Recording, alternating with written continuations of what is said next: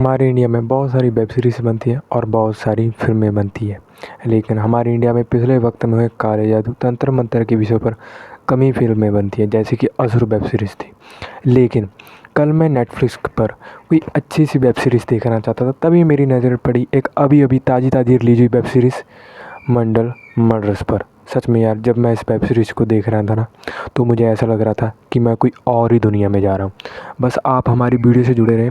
आज इस वीडियो में बताएंगे आपको ये वेब सीरीज़ देखनी चाहिए भी या नहीं, और इस वेब सीरीज़ की कहानी के बारे में बताएंगे। रिव्यू शुरू करने से पहले मैं ये बता दूं, अगर आप हमारे चैनल पर नए हैं तो प्लीज़ हमारे चैनल को सब्सक्राइब कर लीजिए। सीरीज़ की कहानी 1950 के समय में उत्तर प्रदेश के एक छोटे से गांव चंदनपुर से शुरू होती है। चंदनपुर के जंगलों में कुछ औरतें एक गुफा में तंत्रों मंत्रों से एक मरे हुए व्यक्ति में जान डालने की कोशिश कर रही है, मतलब उसको ज़िंदा करने की कोशिश कर रही हैं। तभी वहाँ पर गांव वाले लोग आकर उनकी सभी चीज़ों को जलाकर राख कर देते हैं, उनके प्लान पर पानी फेर देते हैं।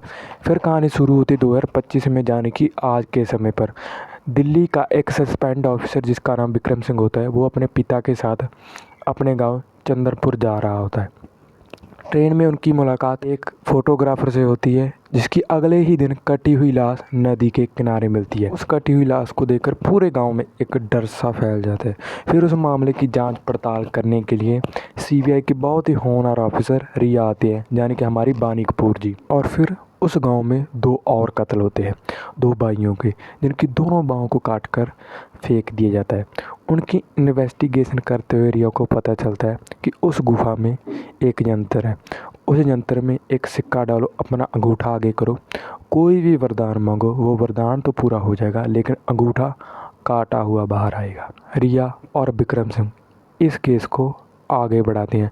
आखिर क्यों कातिल इतनी बेरहमी से इंसानों को मार रहा है? जब आपको पता चलेगा ना, आपका दिमाग हिल जाएगा।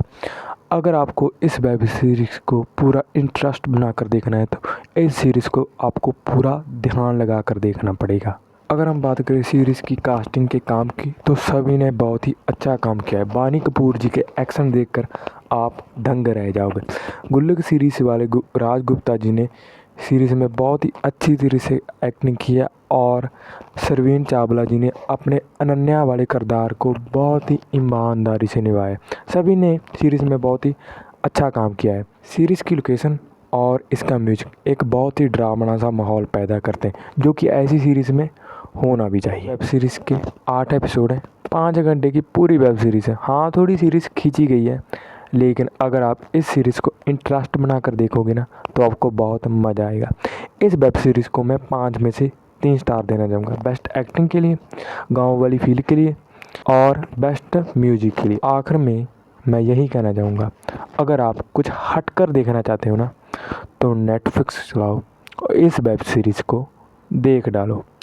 बाकी अगर वीडियो पसंद आई हो तो चैनल को सब्सक्राइब कर लीजिए, और कमेंट कर कर बताना आपको ये वेब सीरीज़ कैसी लगी। नहीं, मिलते हैं किसी अगली फिल्म के साथ। रब रखा।